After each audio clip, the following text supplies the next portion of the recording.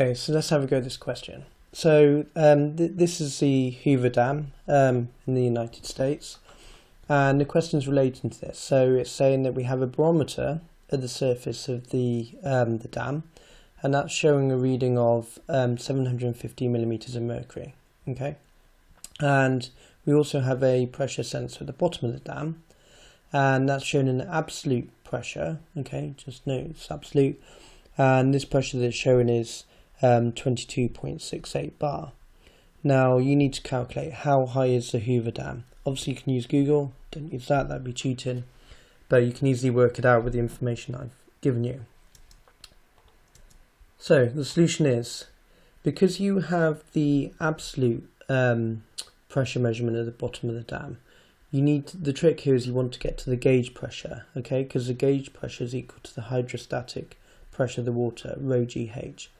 So to get from absolute to gauge, you need to take away the atmospheric pressure. Okay, this is what we're trying to do here.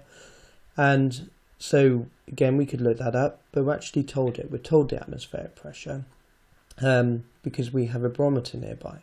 So the first thing to do here is to work out the atmospheric pressure, which is rho GH. This, again, you'd be using this equation a lot. So you use the density of mercury times by the gravitational acceleration times by the height in meters, and that gives us an atmospheric pressure of 100 kilonewtons per meter squared. Okay, now we subtract that pressure away from our gauge pressure. Okay, sorry, from our absolute pressure to get the gauge pressure. So we now get a gauge pressure of 2.17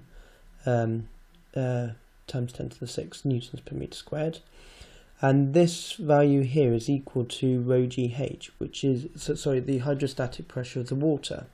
So our pressure gauge is equal to rho GH, or Z in this instance, just to help this differentiate between the two. So we rearrange for H. We know the gauge pressure, we just worked that out, and we know the density. So notice here it's the density of water, not mercury, because we're looking at the hydrostatic pressure of the dam. And again, gravity, and when you plug that all into your calculator, you should end up with an answer of 221 meters.